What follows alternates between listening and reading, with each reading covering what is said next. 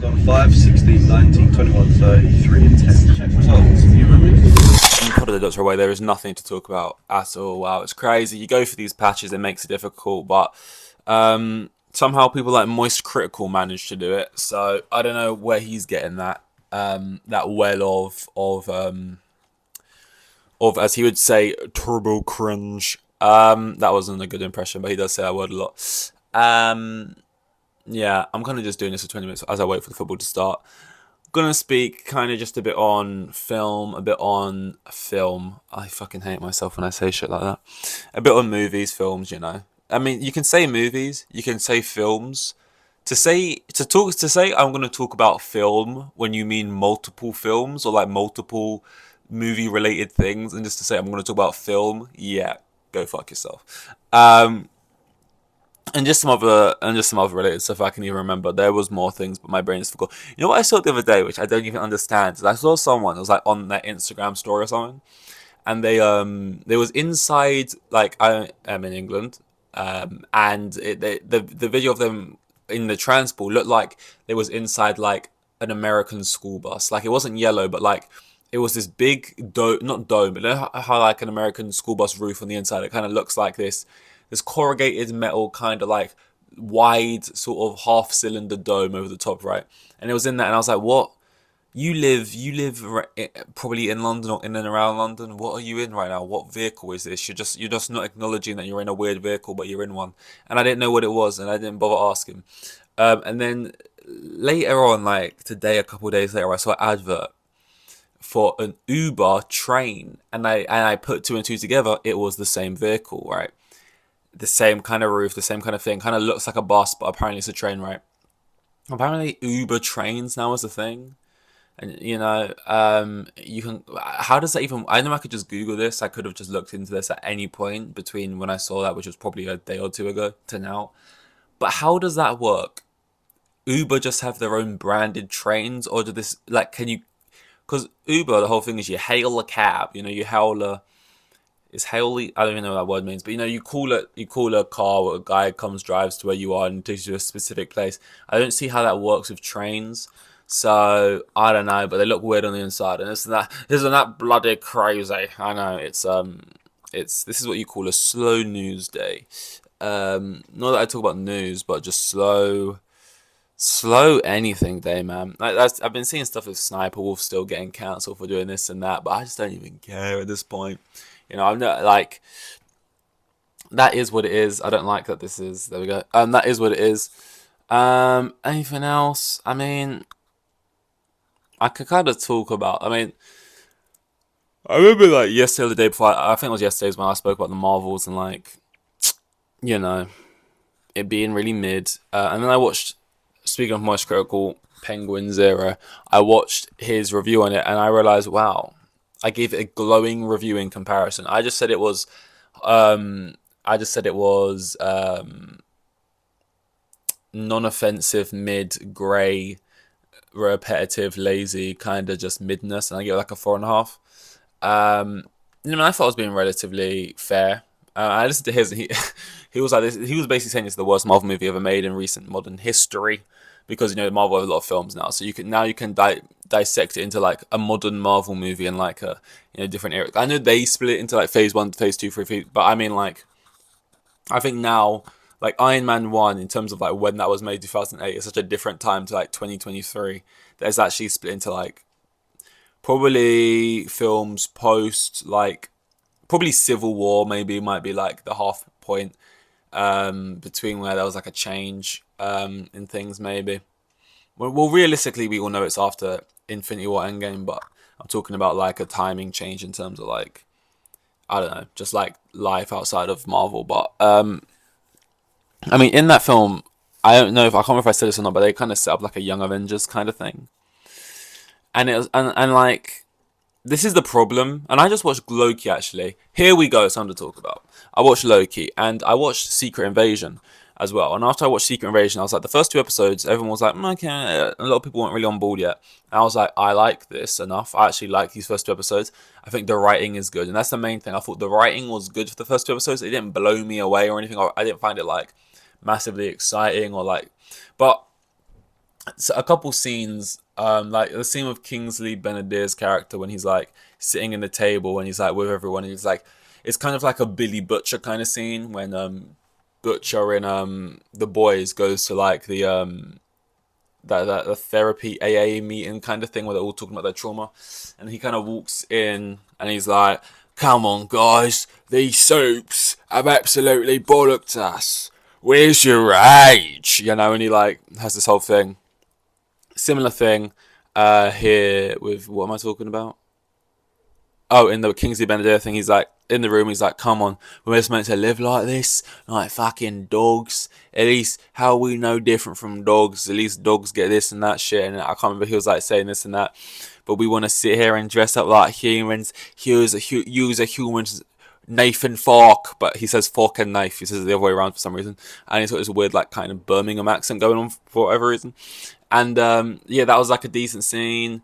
There was a couple like scenes where they was trying too hard. I feel like the scene on the train with Ben Mendelsohn's character and Samuel L. Jackson. I thought that scene on the train was a little bit long-winded, but like it came to a decent conclusion. The scene with Rhodey sitting across from Samuel L. Jackson, he's like, "You a man, I'm a dude," and he's like, "Help a brother out," that was alright. And then, oh my god, and I know like a lot of great television shows have multiple different writers, and so this writer wrote this episode. Like I think The Bear, I really like the episode of The Bear. I think different people direct different episodes and stuff. I know they said for Bear season 3 they're gonna have, I can't remember her name, Ao. I can't really remember the order of it, but the girl who plays Sydney, she's gonna like direct a few episodes or a lot of episodes or write a couple. I can't remember, and it's like that's not uncommon. I feel like Atlanta's probably a similar thing. Like there's a lot of shows have different directors on different episodes, right? And different writers. But when Marvel do it, it is so jarring and like so like such a drop off. And I had to check afterwards, and the first two episodes are like 50 minutes, and then afterwards they drop down to like 30, 42, 30, and they're directed by different people. And I'm sorry to whoever directed it. It's less the direction, nothing really changed. It's kind of just bland Marvel direction, but like the writing, I'm pretty sure it's different writers. It gets so bad, the show, The Secret Invasion. Like after episode 2, it is unsayable. Episode 1 and 2, at least it could be your taste, it could be something you like, but like 3, 4, 5, it's just like it's slowed it sent into what the fuck. Oh my god. The lines are awful, like the choices are awful, they don't make sense. It's just like an awful, terrible, it shouldn't exist, right? Well, and I was scared for Loki with that. Now I don't love Loki. The first season, I think it's okay. I think it's pretty good. It's a similar kind of thing. I really liked the first 2 episodes. I've got nothing against Sylvie's character. I just find her kind of boring. I like her, like what she provides for the main Loki, like something to fight for, like something to learn from, like a different point of view type thing. But she's kind of, and maybe it's because I've just come off the back of season 2 as well, where she is even more like, in the first one she's kind of like the secondary main character. In the next one she's kind of just this like thing that keeps Loki always coming back and is important to Loki, but I just really couldn't care much about it. Like if they killed her or not, I wouldn't really care. But and you know, after the first, yeah, I thought the first season, I thought it was pretty good. Compared to all the other Marvel shows, it's probably the best. I think WandaVision is a good concept that's not really executed maybe in the best way for the whole time. Falcon and Winter Soldier is kind of bland. She-Hulk, didn't watch it, of course. Miss Marvel, didn't watch it. It's not really my age demographic. Seems a bit young. Even for me. What were the other shows? Hawkeye, I actually had an okay time with. Maybe because it kind of won me over it being a Christmas thing. And I think Kate Bishop and Haley Steinfeld playing it is probably the best character introduced so far in Phase 4. At least the one I'm most bought in on. Yeah, and I can't remember much of the other shows. So, I think Loki season 1 is probably the best. I think that, yeah, the first 2 episodes were good. Probably a good. Yeah, I didn't really I didn't really like the other Lokis looking back, like the goofy, like, oh, this one's an alligator, this one's black, this guy's fucking Richard E. Grant or whatever. and they're in there with a big demon thing, and it's like they got to enchant it, and it's just like this big, like they both seasons end with like a big concept kind of thing, which you don't really get it. I mean, that one they explain a little bit more, like we're enchanting it, we're doing this and that, but like, you know, season two is a lot more like, it feels a lot more conceptual and a lot less explained. It's like, oh, I guess he's just doing that, but I have no problem with it. I'm kind of like, yeah, okay, he's a god, this makes sense, this is arc and this and that, in a way that doesn't feel lazy. Like, I don't feel like they have to spend an extra 20 minutes explaining exactly how Loki is doing it and how the science of it works, because it would just be bullshit anyway. That doing that for 20 minutes wouldn't feel any less lazy to me. Like, it's not lazy because I think they set it up and they earn it. But yeah, I think season two, after the first two episodes, it kind of had, again, very similar to the first season. After the first two episodes, it kind of goes on its little hijinks, and when they're like running around in the old timey times, and Victor, like, you know, like Kang, I gotta say, man, I just don't fuck with Kang that much as a character. Like, when he's goofy Kang, because obviously he's got a lot of different personality styles, right? When he's goofy Kang that we met for the first time at the end of Loki, and he's like jumping on the table, he's like, "This is the end of time." Like, he just speaks like a weirdo, right? That guy didn't really care. Like, see you soon. Like, I didn't really. People were falling over that, right? But I was like, whatever. Then you see him in Ant-Man, and he's like ultra serious. He's like, "This has to be done. I am Kang," and he's just like goofy. He's like, he's no different from the villain in the Marvels film. I just saw, he's just like this goofy over the top guy, and he gets defeated so easily by Ant-Man and his ant pals. And then you see him in this show, and now he's like a dithering sort of over the top, which obviously is intentional, but it doesn't mean it's good just because it was an intentional choice. Stuttering, sort of like, it's just like, shut the fuck, because it's like, it's not even a realistic stutter. It's like a stutter to the point. It's like a pantomime stutter, right? And yeah, it's like, it's not the fact it's a stutter. It's the fact it's just this like cartoonish, and it kind of took me out of it. We're running through this like fairground, and this shit's happening. I'm like, oh, they're really losing me. But then they got me back with the final two episodes, and it's got these cool concepts, and it's shot really interestingly, and like music wise, and the score and that, and it's all fucking good, right? And when they meet Kang actually, and he drops the bullshit after Loki kind of reveals that he's kind of goated at this time thing now, and he drops the bullshit, and he kind of just starts speaking a bit more on the level. I like that. That was the first time I saw a version where I was like, okay, I like this now. Where he's kind of a bit, he's a bit of an arsehole smug guy.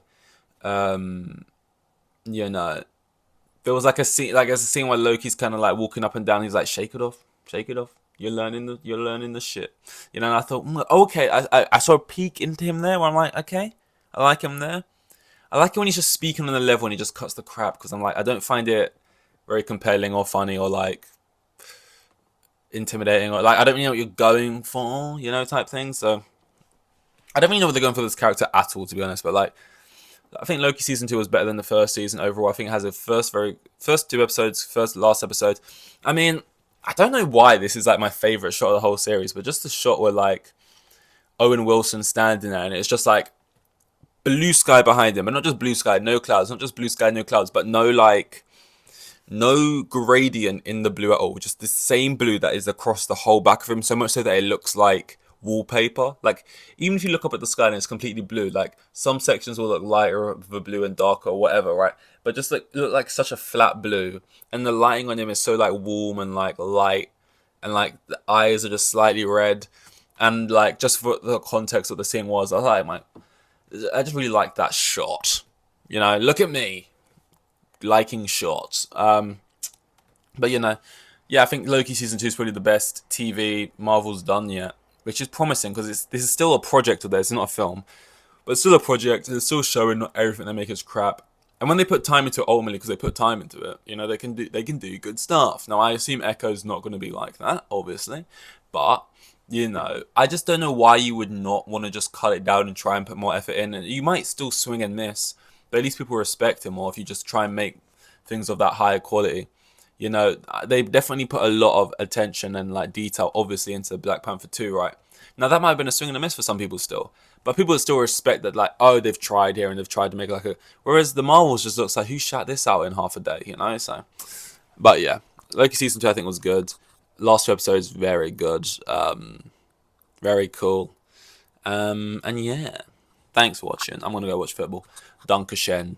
Goodbye. Here with the kids, and they had like 3 kids, and the geezer was probably on like maximum 20 bags a year. Like the most boring bloke you'll ever meet. He was like a hero.